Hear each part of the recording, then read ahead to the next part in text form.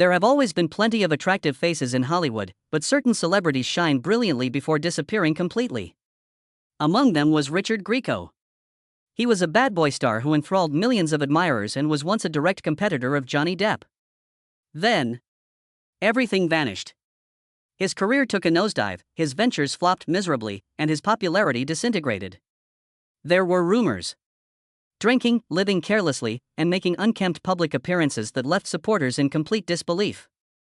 What actually transpired from an A-list celebrity to a name Hollywood forgot? Did he self-destruct or was he a victim of the system? Richard Grieco's mystery has never been completely resolved.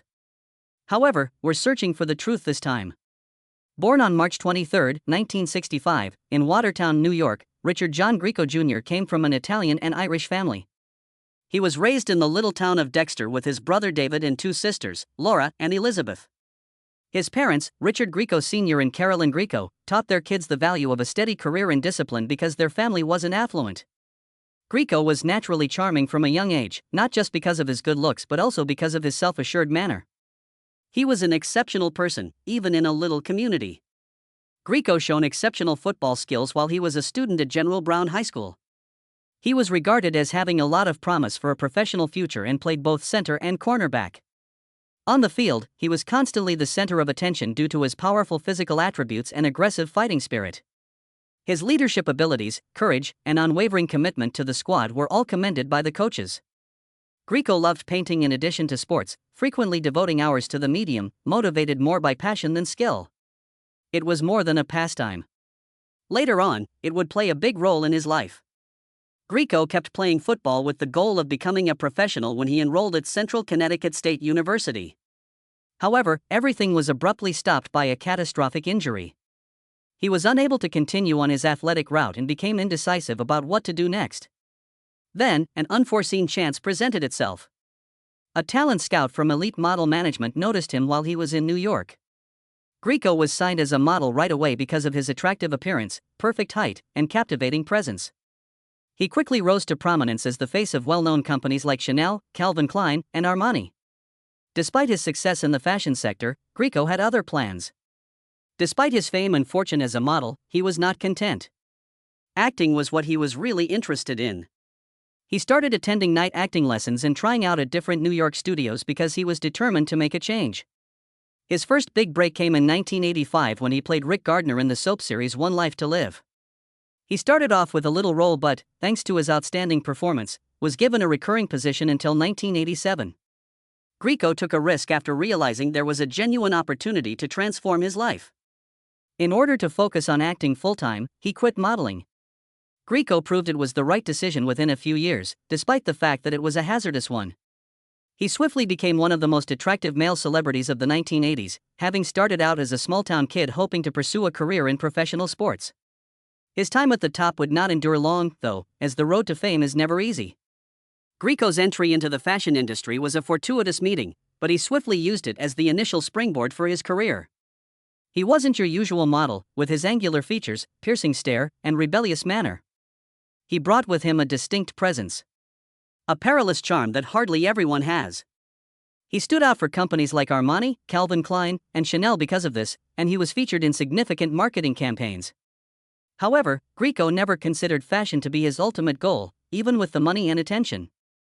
Grieco started taking acting classes and going to auditions in New York after realizing that his appearance would open doors to Hollywood. Nobody thought a model could turn into a real actor. However, he was determined to disprove them. His first chance came in 1985 when he was cast as Rick Gardner in One Life to Live, a daytime soap drama. Despite playing a supporting part, he dazzled audiences with his commanding presence, effortless acting, and command of the screen. The audience's developing affection for him made what was supposed to be a short presence last for 2 years. He battled for a while to find his next big break after leaving One Life to Live. He only had his good looks and unwavering resolve, no extensive network, and no influential industry supporters. When he tried out for the upcoming popular television program 21 Jump Street in 1988, however, luck was on his side. When Gregory arrived in the third season, the pressure was high because the series had already made Johnny Depp a household name. However, he gave his character a unique identity rather than letting Depp overpower him. young viewers were immediately drawn to him as Detective Dennis Booker, a defiant undercover police officer with flowing hair, leather jackets, and a carefree demeanor. His rebellious nature set his character apart and was the ideal counterpoint to Johnny Depp's more subdued demeanor. He played by his own rules and had disagreements with both bosses and co-workers. Grieco transformed from an obscure actor to a new manly icon of the 1980s in a matter of months. The 21 Jump Street fandom was so enraged by his appearance that it was divided into two factions, Team Grieco and Team Depp. Seeing Dennis Booker's promise, Fox gave Grieco a chance even greater, a spin-off series of his own. However, no one could have foreseen that this moment would signal the start of a series of events that would permanently change Richard Grieco's career at a time when his renown was at its height. When Richard Grieco joined 21 Jump Street in its third season in 1988, the program was at the height of its popularity and had made Johnny Depp one of Hollywood's most attractive young stars. Grieco's appearance, however, was intended to upend the actors and provide a genuine counterpoint to Depp, not only to complement them. Dennis Booker was the ideal candidate for Fox's vision of an undercover police officer who had his own magnetic pull and operated independently. In sharp contrast to Tom Hansen's erect demeanor, Booker stood out with his tangled hair, leather jacket, torn pants, and rebellious demeanor. Fans engaged in heated argument over Booker within a few episodes. Booker responded instinctively, in contrast to Hansen, a young, idealistic police officer who obeyed the law. Disobeyed the rules all the time and didn't hesitate to question authority. The audience became clearly divided as a result. Team Grieco versus Team Depp. This rivalry became the ideal promotional tactic as soon as Fox recognized the marketing goldmine. The teasers for the show were made to resemble a quiet battle between the two main male characters, which piqued interest and attracted a large audience. Depp and Grieco's conflict, however, wasn't merely for show. Grieco later disclosed that there was genuine conflict between them on set, primarily because Grieco was enjoying his newfound popularity while Depp had become resentful of the recognition that 21 Jump Street had given him. Grieco's entrance, which threatened to take center stage, only made Depp feel more uneasy because he didn't want to be perceived as just another teenage idol. Off-screen, the two weren't on good terms. And that discomfort gave their on-screen conflicts between Hansen and Booker a real edge. Grieco swiftly demonstrated that Dennis Booker was a complete persona in his own right, proving that he was no Depp clone. Booker was more than simply another bad boy, he added a gritty, rebellious vibe to the performance, and most significantly, the audience adored it. After just one season, Grieco emerged as the most notable cast member, surpassing even Depp. Seeing his immense potential, Fox took a risk. For Grieco, Booker, they approved a completely new series. At the time, it was a very uncommon move for a TV show's supporting character to not just win over viewers but also be considered interesting enough to have his own spin-off. It was more than just evidence of Grieco's appeal. It served as evidence of his acting prowess. In a matter of years, he went from being a model to an actor and was now the star of his own television show. Grieco's triumph, however, went beyond mere brilliance. There was a great deal of strain and anticipation. Could he keep up the pace now that he was out of 21 Jump Street, or would this be the first and only high point of his career? Richard Grieco's ability to become a real superstar would be determined by Booker, the ultimate test he would have to endure. Booker, which debuted in 1989, followed Dennis Booker after he quit the police to work as a private investigator for a big company. The show had a bright, disobedient lead who broke all the norms, and it had a modern noir aesthetic. This wasn't 21 Jump Street clinging to a spin-off. The story was entirely new. Bolder, darker, and more concerned with instances that have deeper psychological undertones. There was a lot of promise in Booker's first few episodes. Grieco kept up his captivating demeanor while incorporating a cool, surprising edge into the bad guy persona. His ratings remained relatively steady, and Fox persisted in positioning him as Hollywood's next major contender. However, a power struggle behind the scenes led the show to a complete collapse just as it was starting to gain traction. Booker was a success in terms of both content and viewership, despite its one-season run. The program kept a steady viewership and contributed to Grieco's continued rise to prominence on television. Then why was it called off? The battle between Fox and producer Stephen J. Cannell, the creative force behind 21 Jump Street and Booker, holds the key to the solution. Cannell resisted Fox's demands for complete control over the worldwide airing rights. Booker had the chance to become a multi-million-dollar property in foreign countries because 21 Jump Street was already a worldwide success. However, Fox decided to end the dispute by canceling both shows at the same time after Cannell refused to give up the rights. Grieco was merely a pawn in this commercial purging, which had nothing to do with quality. Even worse, Grieco was unaware of the power struggle going on behind the scenes until it was all resolved. He revealed in subsequent interviews that he was never given the opportunity to preserve the show. There had been no opportunity for negotiation because the choice had been made long before. He once starred in his own television show. He had nothing the following day. This wasn't Grieco's career's first serious setback. It served as a harsh reminder of how merciless Hollywood can be. Richard Grieco had little time to stay around and mope when Booker was cancelled since he was cast aside by television. He made his big screen debut with If Looks Could Kill, 1991, a James Bond-style action comedy aimed at a younger audience, just a year after that devastating blow. He had a fantastic opportunity to demonstrate that he was more than just a TV personality. He was capable of carrying a Hollywood blockbuster. Grieco portrayed Michael Corbin in the movie, a high school student who was misidentified as a professional spy and thrust into a perilous global espionage scheme. With its high-tech devices, automobile chases, and, of course, plenty of sequences for Grieco to display his trademark charm and good looks, the film was designed as an exuberant spy romp. Even though it had some amusing moments, Looks Could Kill did not turn out to be the box office success that was anticipated. Reviews for the movie were mixed. Some people praised its playful fun. Others, however, criticized the plot for being shallow and overly simple. More significantly, viewers weren't prepared to accept Grieco as a premier action star. This film wasn't powerful enough to dispel his too strong association with the Dennis Booker character. Grieco, however, persisted in his efforts to establish his worth. He returned a few months later with Mobsters, a far more grandiose endeavor. Mobsters was the true chance to display his range as an actor. If Looks Could Kill was a failed experiment. Some of the most attractive young actors of the era, including Christian Slater, Patrick Dempsey, Costas Mandylor, and Richard Grieco, were in this mafia crime movie.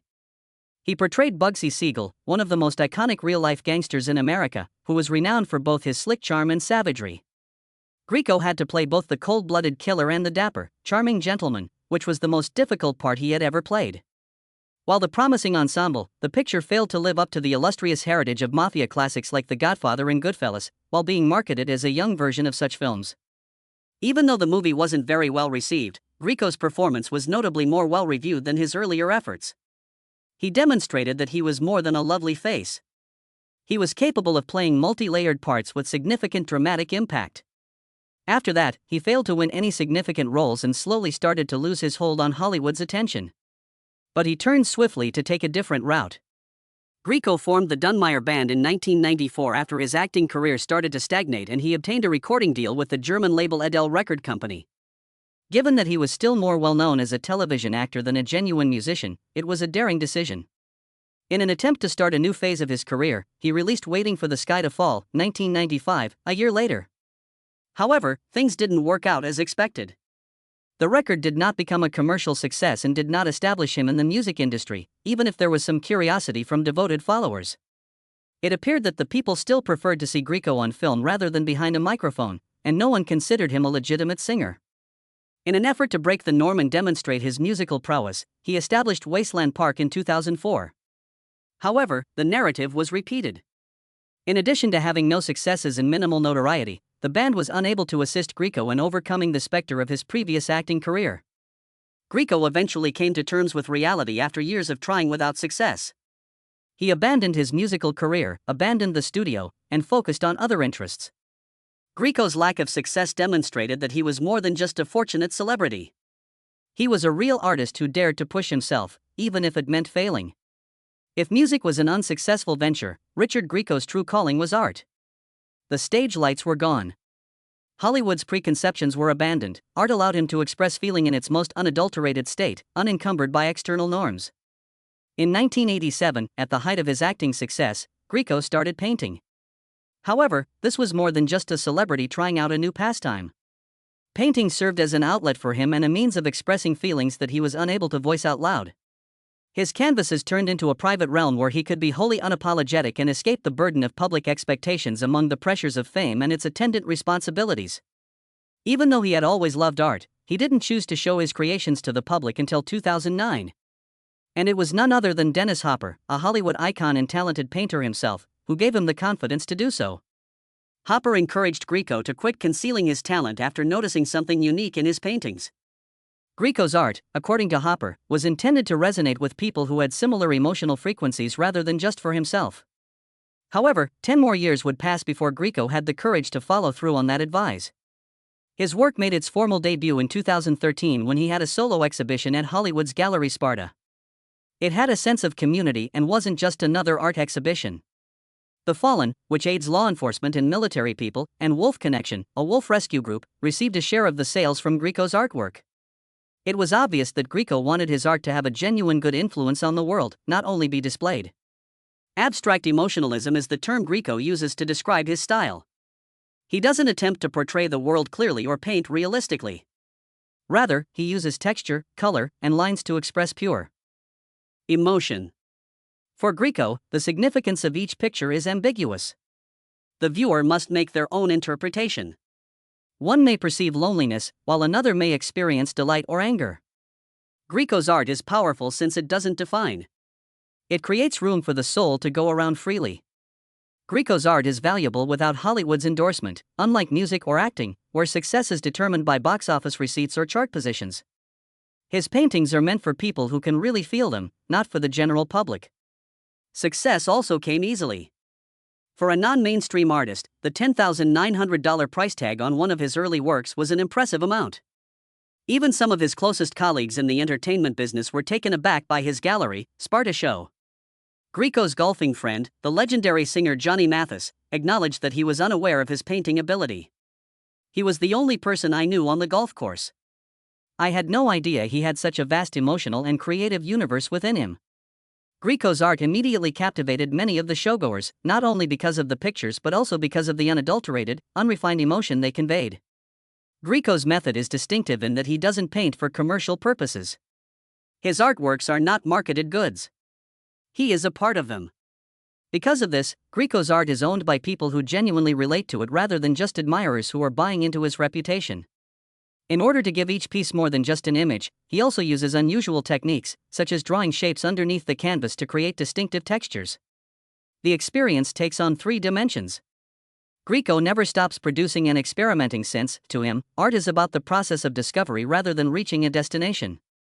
Richard Grieco has pursued a variety of artistic endeavors, including modeling, acting, and music, but ultimately, painting was what offered him serenity. He had a colorful career that reflected his personal life, filled with both success and tragedy. Despite never getting married, Richard Grieco had a turbulent, passionate, and heartbreaking love life. Although he had close relationships with a number of famous ladies, none of them could sustain him over time. Grieco's relationship with Married with Children star Christina Applegate started it all in 1988. In late 1989, the nearly 2-year relationship came to an end. Shortly after that, he met Canadian actress and model Kimber Sissons. With intermittent periods spanning almost 10 years, Kimber was one of Grieco's longest partnerships. Around the time Grieco started working at Booker in 1989, they started dating. Even during Kimber's short marriage to someone else, the two always ended up back together after a number of breakups. Grieco was still seeing Kimber, but he was in other relationships. He dated Katie Wagner, the actress Robert Wagner's daughter, in 1993. The couple lived together for a short time before splitting up after appearing together at the Sliver premiere. He met French actress Adeline Blondiot during a European interview tour that same year. At first sight, it was love. Grieco even got to meet her relatives during their extensive travels throughout France. Though they remained in contact for some time after, the long-distance nature of the relationship proved to be unsustainable. Grieco's connection with Terry Farrell, star of Star Trek, Deep Space Nine, was problematic between 1993 and 1994. Grieco wasn't prepared for marriage, but Farrell wanted stability. Tensions were only heightened by the lengthy breaks caused by filming. Grieco swore that he had never cheated, but Farrell grew skeptical and jealous of his faithfulness. He ultimately made the decision to leave the relationship permanently. Grieco and Yasmin Bleeth became close after meeting on the set of Heaven or Vegas in 1996. After dating from 1996 to 1997 and splitting up, they got back together in 1998. Given that they were both fighting personal issues, it was one of the most dramatic and stressful partnerships of his life. Grieco battled alcoholism, while Yasmin battled drug addiction. Despite their intense love for one another, their relationship became toxic due to their frequent fights and harmful actions. They moved in together and got engaged in 1998, but by 2000 everything fell apart, and they were never to be seen again. Grieco had another brief connection with Kimber Sissons prior to rejoining with Yasmin in 1998. This meeting resulted in the birth of their son, Dylan Justice Sissons, in May 1999. Grieco was initially unsure about his paternity, but after a DNA test proved he was the father, he took responsibility and started supporting Dylan. However, Kimber decided to take legal action in 2003 after it was revealed that Grieco had been late on child support for approximately a year. Grieco promptly sold his home to pay off the loan, thwarting her plan to foreclose. In an effort to make things right, he also got Dylan a variety of Christmas presents. Despite having a lengthy history together, Kimber and Grieco never got back together following their last split in 1998. Grieco and Stephanie Nisnik, who is most recognized for her part in Everwood, started dating again in 2001. Although they kept their personal lives discreet, they were frequently spotted together at charitable functions. In Grieco's generally turbulent existence, they appeared to be one of the few stable couples for a number of years. But in 2007, they secretly broke up without providing a public explanation. In Germany, there were rumors that they had a daughter together in 2003, however their friends and relatives refuted the information. Grieco had short-lived romances in addition to his longer-term partnerships, such as one with his Mobsters co-star Lynette Walden. They had a brief relationship. She went to live with him. Before splitting up, the couple even got engaged. Even though he had numerous well-known relationships, Richard Grieco never got married. Perhaps he was never prepared to be restrained, or perhaps a man who had seen so many highs and lows in his life just couldn't stay in one spot for very long. He progressively faded from the public eye as the 2000s arrived, leaving many in suspense. What became of the man who was once regarded as Johnny Depp's competitor? Rumors started to circulate. Grieco's career was allegedly ruined by his wild partying, excessive drinking, and out-of-control lifestyle, according to some. Others thought he had just lost interest in performing or had been sidelined by a Hollywood that was always looking for new actors. However, in the midst of all the conjecture, Grieco never provided any confirmation. Silence was his choice. He proceeded to live his life as he saw fit, ignoring the rumors. Grieco had a strong financial base but was no longer at the top. His estimated $4 million comes from a variety of sources, including revenues from his artwork, royalties from 21 Jump Street, Booker, and other movies, as well as smaller projects he has worked on over the years. Richard Grieco may not have maintained the enduring fame that others of his contemporaries did, but his impact cannot be denied. In 21 Jump Street, Dennis Booker was more than just a bit part. He established himself as a bad boy idol in the late 1980s, opening the door for later on-screen representations of disobedient police officers. Grieco's star power at its height was demonstrated by Fox giving him his own spin-off series, Booker, which is uncommon for a supporting part. Even though his film career didn't take off as planned, Mobsters and If Looks Could Kill are nevertheless iconic of their era, particularly for those who grew up in the 1990s. Since 21 Jump Street and Booker included a lot of well-known modern songs, Grieco also helped to fuel the expanding trend of fusing rock music with television. Grieco left a lasting impression on the art world even though his music career didn't take off. He gained a unique position in the art world thanks to his abstract emotionalism approach, which prioritized unadulterated emotion over tangible visuals. In addition to fetching great prices, his paintings provided a novel viewpoint on how art might transcend conventional limitations. Above all, Richard Grieco stands for a generation of celebrities that deviated from Hollywood's refined standards, but rather made their own way. He lived life on his own terms, whether in the front or behind the scenes, and left a lasting impression as a multi-talented, rule-defying artist who was always seeking new ways to express himself. Even though he isn't as well known on screen anymore, Richard Grieco is still involved in the arts and follows his passions. He resides in Los Angeles at the moment, where he creates work in his private studio for the majority of the day. His primary interest is still painting, and he often hosts shows including pieces in his own unique brand of abstract emotionalism. Grieco is able to support his artistic career independently of Hollywood thanks to the high prices at which his paintings are sold and the collectors they attract.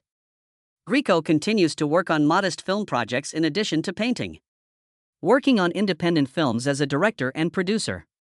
Additionally, he frequently attends Comic-Con events, where he interacts with devoted 21 Jump Street and Booker fans. He is active on social media, particularly Instagram, where he posts updates on new projects, artwork, and peeks into his daily life in an effort to keep his following interested. Grieco may no longer be in his prime, but his powerful personality and brooding charisma endure.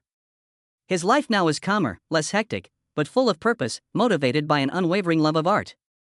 Once a Hollywood Richard Grieco decided to vanish rather than struggle to maintain his fame. He desired a life free from celebrity and other people's expectations, not because he failed. That was his decision: no marriage, no attention seeking, no desperate clinging to the stage lights. Was that the right decision, though? Some claim that he lost everything, but in hindsight, perhaps he discovered something much more worthwhile: a life according to his own rules. He was no longer subject to Hollywood's influence and could now focus on pleasing himself. How do you feel about the lifestyle of Richard Grieco? A life devoid of fame and marriage? But passionate and liberated. Is that in and of itself a success or a loss? Please leave your comments below. If you would like to stay up to date on Richard Grieco's most recent endeavors, please visit his Instagram page, hit like, subscribe, and join us as we continue to unearth the most intriguing Hollywood tales.